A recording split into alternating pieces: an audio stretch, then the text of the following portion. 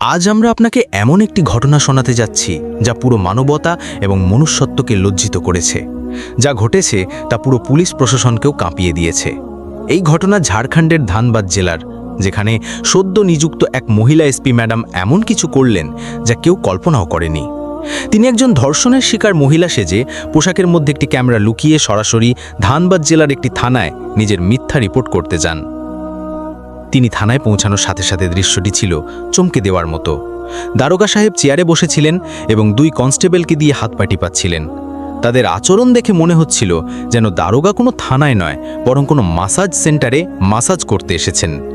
এই দৃশ্য দেখে এসপি ম্যাডাম হতবাক হয়ে গেলেন। যখন তিনি দারোগা সাহেবকে নিজের সঙ্গে ঘটে যাওয়া ধর্ষণের রিপোর্ট লেখার কথা বললেন, তখন দারোগা সাহেব রিপোর্ট লেখার পরিবর্তে তার সঙ্গে অশ্লীল কথা বলা শুরু করেন এবং ঘুষ চাইতে থাকেন। দারোগা স্পষ্ট বলে দিলেন, এটা আমার থানা, এখানে খরচা পানি না দিলে রিপোর্ট হয় না, রিপোর্ট করাতে হলে টাকা দিতে হবে। যখন এসপি ম্যাডাম এ বিষয়ে আপত্তি করলেন, তখন দারোগা তাকে জেলে ভরে দিলেন। এখন প্রশ্ন উঠছে, এমন কি ঘটেছিল যে এসপি ম্যাডামকে এমন ছদ্মবেশ নিয়ে তদন্তে নামতে হলো? এবং যখন দারোগা সাহেব জানতে পারবেন যে যাকে তিনি অপমান করছিলেন এবং ঘুষ চাইছিলেন তিনি আসলে জেলাটির এসপি, তখন যা ঘটে থানায় হয়তো আগে কখনোই হয়নি। যখন আপনি তা শুনবেন তখন আপনারও গা শিউরে উঠবে, আপনি হতবাক হয়ে যাবেন। মন্দিরা চৌধুরীর পরিচয় ও সংকল্প। এই ঘটনা ঝাড়খণ্ডের ধানবাদ জেলার, যেখানে সদ্য একজন নতুন মহিলা এসপি নিযুক্ত হয়েছেন। তার নাম মন্দিরা চৌধুরী। তেজস্বিনী, নির্ভীক ও কর্তব্যপরায়ণ এসপি মন্দিরা চৌধুরী যেই না দায়িত্ব গ্রহণ করেন, তিনি জেলায় আইন শৃঙ্খলা উন্নত করার সংকল্প গ্রহণ করেন। তার সততা, দৃঢ় সংকল্প ও কঠোর আচরণের জন্য পরিচিত ম্যাডাম প্রথম দিন থেকেই পরিষ্কার করে দিয়েছিলেন যে ধানবাদে এখন অপরাধ ও দুর্নীতি সহ্য করা হবে না। আসলে মন্দিরা চৌধুরী উত্তরপ্রদেশের লখনৌয়ের বাসিন্দা। তার বাবা ভারতীয় সেনাবাহিনীর অবসরপ্রাপ্ত কর্নেল এবং তার বড় ভাইও ভারতীয় সেনাবাহিনীতে একটি উচ্চ পদে কর্মরত। মন্দিরার মা বাবা তাদের সন্তানদের ভালো মূল্যবোধ দিয়েছিলেন। তারা শিখিয়েছিলেন যে কোনো কাজ করো, কিন্তু সততার সঙ্গে করো এবং সবসময় গরিব ও প্রয়োজনে থাকা মানুষদের সাহায্য করো। মন্দিরা স্নাতক সম্পন্ন করার পর স্থির করেছিলেন যে তিনি দেশের জন্য কিছু বড় করবেন। তার স্বপ্ন ছিল একজন বড় অফিসার হওয়া, মানুষের সাহায্য করা এবং সমাজ থেকে দুর্নীতি নির্মূল করা। এই চিন্তাভাবনার সঙ্গে তিনি ইউপিএসসির প্রস্তুতি শুরু করলেন। অনেক পরিশ্রম করলেন, দিন রাত পড়াশুনো করলেন, সব রকম কঠিন পরিস্থিতির মোকাবিলা করলেন। টানা 2 বছর কঠোর পরিশ্রমের পর মন্দিরা ইউপিএসসি পরীক্ষায় উত্তীর্ণ হন এবং ভারতীয় পুলিশ সার্ভিসে আইপিএসে নির্বাচিত হন। এরপর তিনি 2 বছরের প্রশিক্ষণ সম্পন্ন করেন হায়দ্রাবাদের সর্দার বল্লভভাই প্যাটেল ন্যাশনাল পুলিশ একাডেমিতে। প্রশিক্ষণ শেষে তিনি এএসপি অর্থাৎ অ্যাসিস্ট্যান্ট সুপারিনটেন্ডেন্ট অফ পুলিশ পদে তার প্রথম পোস্টিং পান। সেখানেও তিনি সততা ও নিষ্ঠার সঙ্গে কাজ করেন। কয়েক বছর সৎভাবে কাজ করার পর তিনি পদোন্নতি পেয়ে এসপি হয়ে যান। এসপি হিসেবে মন্দিরার প্রথম পোস্টিং হয় ঝাড়খণ্ডের ধানবাদ জেলায়। ধানবাদ একটি এলাকা যেখানে খনিজ রয়েছে, কিন্তু সেখানে অপরাধ, দুর্নীতি ও ভয়ের পরিবেশ ছিল। কিন্তু এখন সেখানে এসেছেন মন্দিরার মতো সৎ এবং সাহসী একজন অফিসার। আরোহীর ভয়াবহ অভিজ্ঞতা। ধানবাদে একটি এলাকা রয়েছে যার নাম গোবিন্দপুরী। সেখানেই একটি সাধারণ পরিবার বাস করে, মা, বাবা ও তাদের 18 বছরের মেয়ে আরোহী। পরিবারটি খুব পরিশ্রমী। মা বাবা প্রতিদিন মজুরি করে সংসার চালান এবং আরোহীও মাঝে মাঝে তাদের সঙ্গে কাজে যেতে যায়। একদিনের কথা, আরোহীর শরীর ভালো ছিল না, তাই তার বাবা তাকে বাড়িতে বিশ্রাম করতে বলেন। আজ তুমি বাড়িতেই থাকো, আমরা সন্ধ্যায় ফিরতে ফিরতে তোমার জন্য ডাক্তার থেকে ওষুধ নিয়ে আসব। তারপর মা বাবা প্রতিদিনের মতো কাজে বেরিয়ে পড়েন। এখন আরোহী বাড়িতে একা। কিন্তু পাশের বাড়ির 2 যুবক অনেক দিন ধরেই আরোহীর দিকে কুনজর হেঁকেছিল। তারা যখন দেখল যে আজ আরোহী একা, তখন তারা সুযোগের সদ্ব্যবহার করল। তারা চুপিসারে ঘরে ঢুকে পড়ে। হঠাৎ তাদের সামনে পেয়ে আরোহী ভয় পেয়ে যায়। সে কাঁপতে থাকে। সেই 2 যুবক আরোহীর সঙ্গে জোর জবরদস্তি করতে থাকে। আরোহী তাদের কাছে হাত জোর করে চিৎকার করতে থাকে, বারবার তাদের কাছে প্রাণ ভিক্ষা চায়, বলে আমাকে ছেড়ে দাও, আমি তোমার কি ক্ষতি করেছি। সে কাঁদতে থাকে, কাকতি মিনতি করতে থাকে। কিন্তু সেই 2 জানোয়ারের মনে বিন্দুমাত্র মনুষ্যত্ব অবশিষ্ট ছিল না। তারা একটিও কথা শুনল না। আরোহী নিজেকে বাঁচানোর সর্বোচ্চ চেষ্টা করে যায়, কিন্তু তারা দুজনে মিলে তাকে জোর করে চেপে ধরে। তার চিৎকার দেয়ালে প্রতিধ্বনি তোলে, কিন্তু বাইরে কেউ কিছু শুনল না বা শুনেও না শোনার ভান করল। অবশেষে সেই নরপিশাচেরা তার ইজ্জত, তার আত্মসম্মানকে পিষে ফেলে। তাদের ঘৃণ্য কাজ শেষ করে তারা সেখান থেকে পালিয়ে যায়। আরোহী ভেঙে পড়ে, শরীরেও আত্মাতেও। থানায় লাঞ্ছনা ও দুর্নীতির শিকার আরোহী। সন্ধ্যায় যখন তার মা বাবা কাজ থেকে বাড়ি ফেরে, তারা মেয়ের অবস্থা দেখে ভয় পেয়ে যায়। তার এলোমেলো চুল, ভীত চোখ সব কিছু বলে দিচ্ছিল। মা ছুটে গিয়ে জিজ্ঞেস করেন, কি হয়েছে মা, তোর এই অবস্থা কি করে হলো? তখন আরোহী কাঁপা কণ্ঠে পুরো ঘটনা তার মা বাবাকে বলে, কিভাবে তাদের দুই প্রতিবেশী তাকে ধর্ষণ করে পালিয়ে যায়। এটা শুনে মা বাবার মাথার উপর যেন আকাশ ভেঙে পড়ে। মা জোরে জোরে কাঁদতে থাকে, তার চোখের জল থামার নাম নেই। বাবা মাথা ধরে কাঁদতে থাকেন। মা বিলাপ করতে করতে বলেন, হে ভগবান, আমাদের ফুলের মতো মেয়ের জীবন শেষ করে দিল ওই জানোয়ারের দল। এখন আমরা কার কাছে অভিযোগ করব? কোথায় যাব? কে বিয়ে করবে এখন আমার মেয়েকে? সমাজ তো শুধু আঙ্গুল তুলবে, দোষ দেবে আমাদের মেয়েকেই, যেন সব দোষ ওরই। বাড়ির পরিবেশ একেবারে ভেঙে পড়েছে। দেয়ালগুলো পর্যন্ত যেন কাঁদছিল, আর পুরো বাড়ি জুড়ে নেমে আসে একটা নিঃসঙ্গতা, একটা নিস্তব্ধতা, একটি ভাঙা জীবনের। কিছুক্ষণ পর বাবা সিদ্ধান্ত নেন, না, আমরা চুপ করে থাকব না। তিনি আরোহীকে সাথে নিয়ে কাছের থানায় পৌঁছলেন। থানায় পৌঁছে বাবা দারোগাকে বললেন, সাহেব, আমার মেয়ের সাথে আমাদেরই পাশের বাড়ির দুই ছেলে ধর্ষণ করেছে। আপনি আমাদের অভিযোগ লিখুন এবং ওই দুই ছেলেকে গ্রেপ্তার করুন। দারোগা প্রথমে মনোযোগ দিয়ে শুনল, কিন্তু তারপর সে ভুলভাবে প্রশ্ন করতে শুরু করল।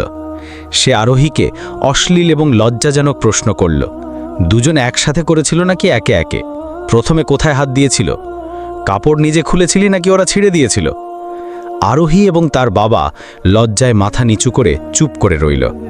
তখন বাবা রাগ ও দুঃখে বললেন, সাহেব, আমরা এমনিতেই মানসিক আঘাতে আছি। আপনি আমাদের সাহায্য করার পরিবর্তে আমাদের আরও কষ্ট দিচ্ছেন কেন? কিন্তু দারোগা কথা ঘুরিয়ে দিয়ে বলল, এফআইআর লেখাতে হলে আগে 2000 টাকা বের করো, টাকা ছাড়া কোনো রিপোর্ট লেখা হবে না। বাবা হাত জোড় করে বললেন, সাহেব, আমরা মজুর মানুষ, সারাদিন পরিশ্রম করে তবে সন্ধ্যায় দুবেলা খাবার জোটে, এত টাকা কোথা থেকে আনব?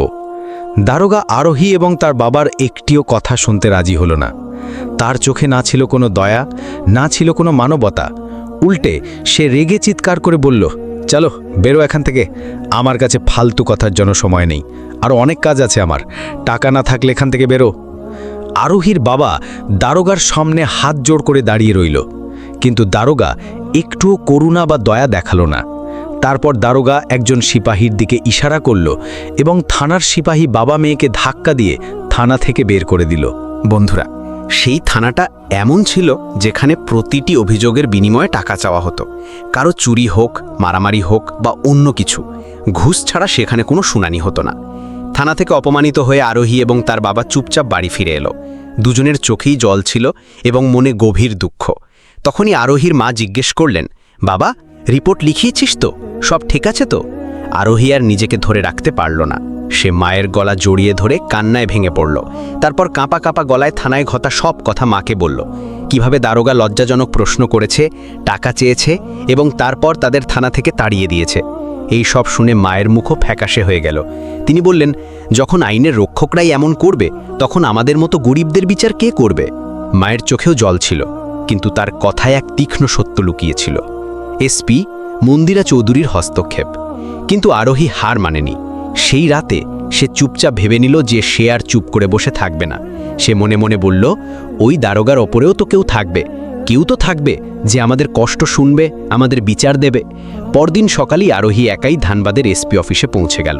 সেখানে পৌঁছে সে জানতে পারল যে এখানকার এসপি হলেন মন্দিরা চৌধুরী। তারপর আরোহী অফিসে রিসেপশনে বসা এক ক্লার্ককে বলল যে সে এসপি ম্যাডাম মন্দিরা চৌধুরীর সাথে দেখা করতে চায়। কিছুক্ষণ পর এসপি ম্যাডাম তাকে ভেতরে ডাকলেন। মন্দিরা চৌধুরীর সামনে দাঁড়িয়ে আরোহী তার সাথে ঘটা পুরো ঘটনা বলল, কিভাবে দুই ছেলে তার সাথে জোর করেছে এবং কিভাবে থানায় দারোগা তাদের উপহাস করেছে, নোংরা কথা বলেছে এবং তারপর তাদের রিপোর্ট লেখার জন্য টাকা চেয়েছে। আর যখন দারোগাকে টাকা দেওয়া হয়নি, তখন তাদের ধাক্কা মেরে থানা থেকে বের করে দেওয়া হয়েছে। আরোহীর কথা শুনতে শুনতে এসপি ম্যাডামের চোখও ভিজে গেল। তার মুখে প্রথমে কষ্ট ছিল এবং দারোগার জন্য রাগও ছিল। তিনি শান্ত কিন্তু দৃঢ় কণ্ঠে বললেন, তুমি অবশ্যই বিচার পাবে। আমি নিজে এই মামলাটি দেখব। তারপর তিনি আরোহীকে সান্ত্বনা দিলেন, তাকে জল খাওয়ালেন এবং বললেন, এখন তোমার ভয় পাওয়ার কোনো দরকার নেই। এখন এই লড়াই শুধু তোমার নয়, আমাদেরও। আমি তোমাকে কথা দিচ্ছি, আমি ওই দারোগার ইট দিয়ে ইট বাজিয়ে দেব। তুমি অবশ্যই বিচার পাবে। এরপর মন্দিরা চৌধুরী আরোহীকে বাড়ি পাঠালেন, কিন্তু তার মনে এক আগুন জ্বলে উঠেছিল, সত্যের জন্য লড়াই করার আগুন। এসপি ম্যাডামের দুঃসাহসিক পরিকল্পনা।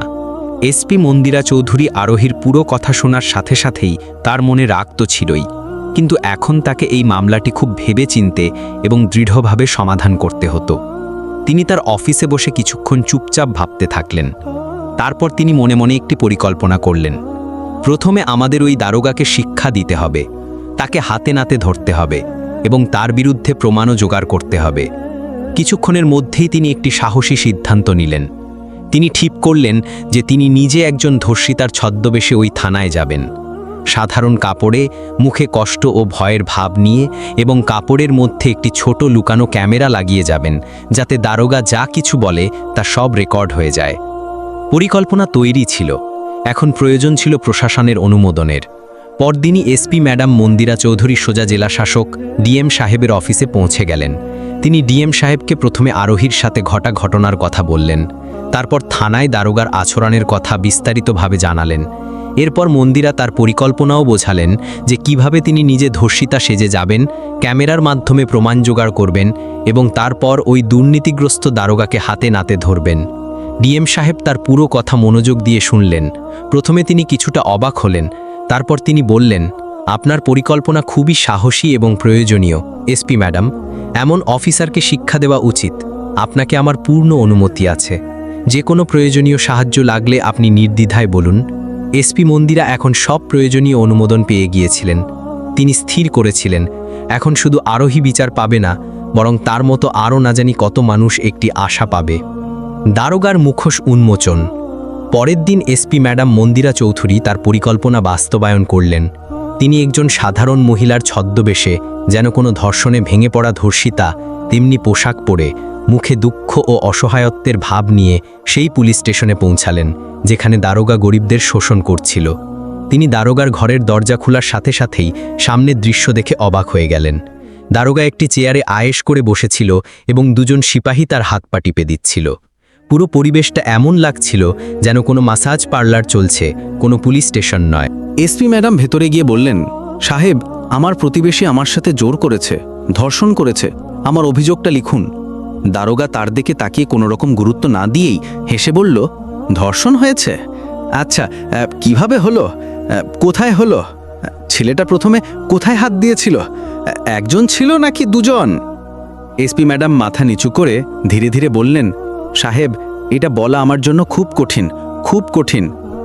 দারোগা এবার অভদ্রতার সমস্ত সীমা পার করে দিল। সে হেসে বলল, আরে, যখন করতে মজা লেগেছিল তখন তো কিছু বলিসনি, এখন কাঁদছিস? সত্যি সত্যি বল, নিজের ইচ্ছায় করেছিলি? এসপি ম্যাডামের রক্ত টকবক করে ফুটছিল, কিন্তু তিনি তখনও শান্ত ছিলেন, কারণ তাকে দারোগার আসল রূপ পুরোপুরি উন্মোচন করতে হবে।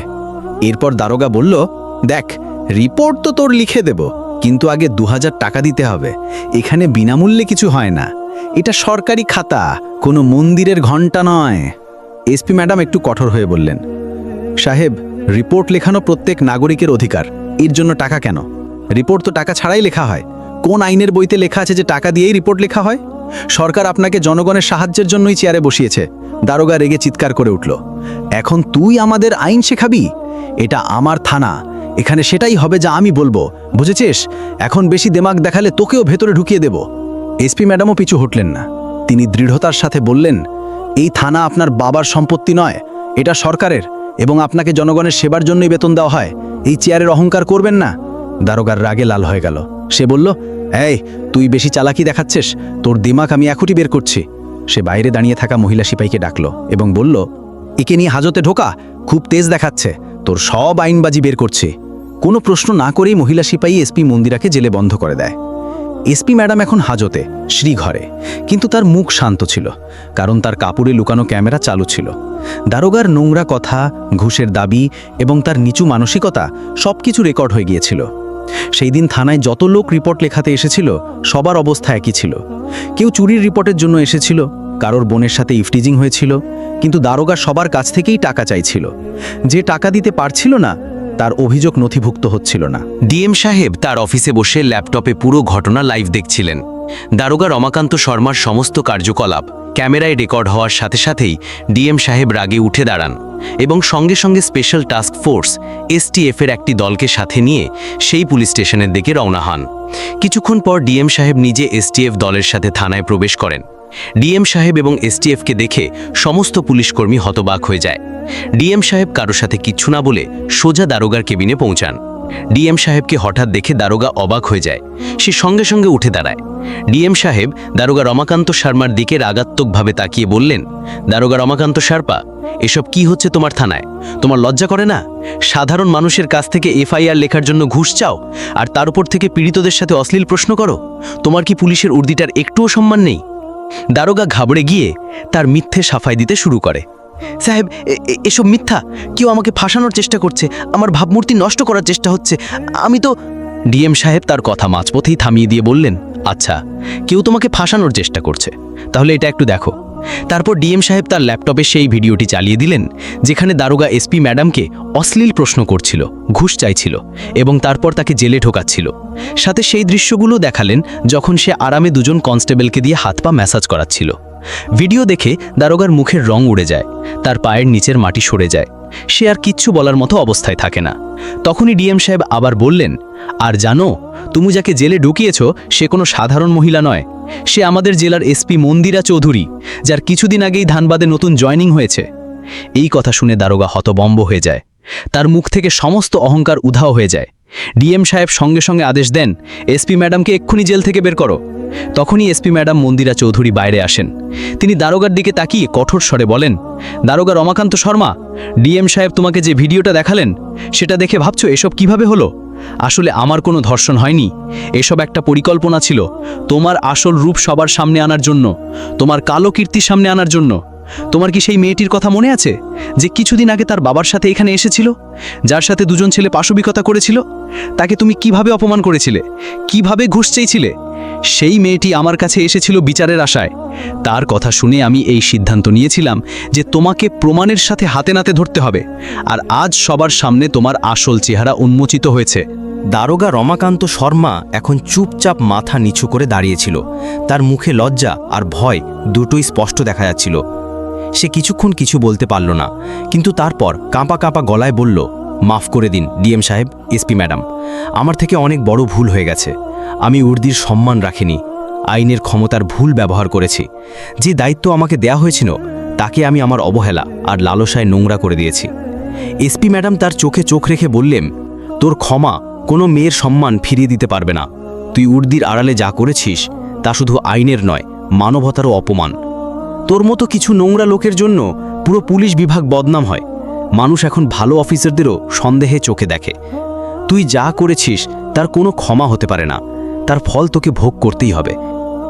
ডিএম সাহেবও কঠোর ভাষায় বললেন, আইনের উর্দি পরে তুমি গরিব আর অসহায় মানুষদের উপর অত্যাচার করেছ, তাদের নিয়ে মজা করেছ। এখন তোমার অপরাধের শাস্তি তোমায় আইনই দেবে। তারপর ডিএম সাহেব এসটিএফ দলকে আদেশ দিলেন, দারোগা রমাকান্ত শর্মাকে সঙ্গে সঙ্গে হেফাজতে নেওয়া হোক এবং তার বিরুদ্ধে বিভাগীয় তদন্তের পাশাপাশি ফৌজদারি মামলা দায়ের করা হোক। এসটিএফের জওয়ানরা এগিয়ে এসে দারোগাকে হাত কড়া পরিয়ে থানা থেকে বাইরে নিয়ে গেল। তার মাথা নত ছিল, মুখ লজ্জায় ঝুলে পড়েছিল, পুরো থানা স্তব্ধ ছিল। এসপি ম্যাডাম থানার বাকি পুলিশ কর্মীদের দিকে তাকিয়ে বললেন, যদি তোমরা উর্দি পড়ো তাহলে তার সম্মানও রাখো। জনগণের বিশ্বাসী পুলিশের আসল শক্তি, আর সেই বিশ্বাস ভঙ্গকারীর জন্য এই বিভাগে কোনো জায়গা নেই। ন্যায় ও সততার জয়। এরপর এসপি ম্যাডাম একটি দল গঠন করে আরোহীর মামলার তদন্ত শুরু করালেন। কিছুদিনের মধ্যেই 2 অভিযুক্ত ছেলেকেও ধরে ফেলা হলো। সমস্ত প্রমাণ এবং মেডিকেল রিপোর্ট আদালতে পেশ করা হলো। আদালত 2 দোষীকে কঠোর শাস্তি দিল, তাদের যাবজ্জীবন কারাদণ্ড দেয়া হলো। যদিও এতে কিছুটা সময় লেগেছিল। যখন রায় এলো তখন আরোহী এবং তার বাবা মায়ের চোখে জল ছিল, কিন্তু এবার এই জল কষ্টের নয়, ন্যায় বিচারের ছিল। এসপি ম্যাডাম আরোহীর মাথায় হাত রেখে বললেন, ভয় পেও না, এখন তোমার সাথে পুরো আইন এবং আমরা দাঁড়িয়ে আছি। অন্যদিকে দারোগা রমাকান্ত শর্মাকে তার জঘন্য অপরাধের জন্য আদালত 7 বছরের কঠোর কারাদণ্ড শোনালো। আদালত এটাও স্পষ্ট করে দিল যে একজন পুলিশকর্মীর এমন আচরণ কেবল আইনের অপমান নয়, সমাজের আত্মাকেও আঘাত করে। এর সাথে তাকে পুলিশ বিভাগ থেকে সম্পূর্ণরূপে বরখাস্ত করে দেওয়া হলো। এখন সে না পড়বে উর্দি, না পাবে সম্মান, শুধু অপরাধী হিসেবেই পরিচিত হবে। বন্ধুরা, এই গল্প শুধু আরোহীর নয়, এটা প্রত্যেক সেই মেয়ের কণ্ঠস্বর, প্রত্যেক সেই বোনের কণ্ঠস্বর যে ন্যায় বিচার চায় কিন্তু ভয় আর লজ্জার কারণে চুপ করে থাকে। আরোহী সাহস দেখিয়েছে, আওয়াজ তুলেছে এবং এসপি ম্যাডাম পর্যন্ত পৌঁছে ন্যায় বিচারের লড়াই লড়েছে। কিন্তু আমাদের দেশে প্রতিদিন ৮০ থেকে ৯০ জন মহিলা ধর্ষণের শিকার হন এবং তাদের মধ্যে বেশিরভাগই তো রিপোর্ট পর্যন্ত করতে পারেন না। কেন? কারণ থানায় বসা কিছু দারোগা রমাকান্ত শর্মার মতো লোক তাদের আরও ভয় পাইয়ে দেয় এবং কারণ সমাজ তাদেরকেই দোষী মনে করে, যেন অপরাধটা তারাই করেছে। এই গল্পটি বলে যে যদি একটি মেয়ে আওয়াজ তোলে এবং একজন অফিসার সততার সাথে সঙ্গ দেন, তাহলে পরিবর্তন সম্ভব। এসপি মন্দিরা চৌধুরী মতো অফিসাররাই সিস্টেমের আলোর কিরণ। তিনি প্রমাণ করেছেন যে উর্দি পড়ার মানে শুধু হুকুম চালানো নয়, বরং মানুষের রক্ষা করা। এই ঘটনাটি সমাজে আশা জাগায় এবং দুর্নীতিমুক্ত প্রশাসনের গুরুত্ব তুলে ধরে। আপনার যদি এই বিষয়ে আরও কিছু জানার থাকে তাহলে জিজ্ঞাসা করতে পারেন।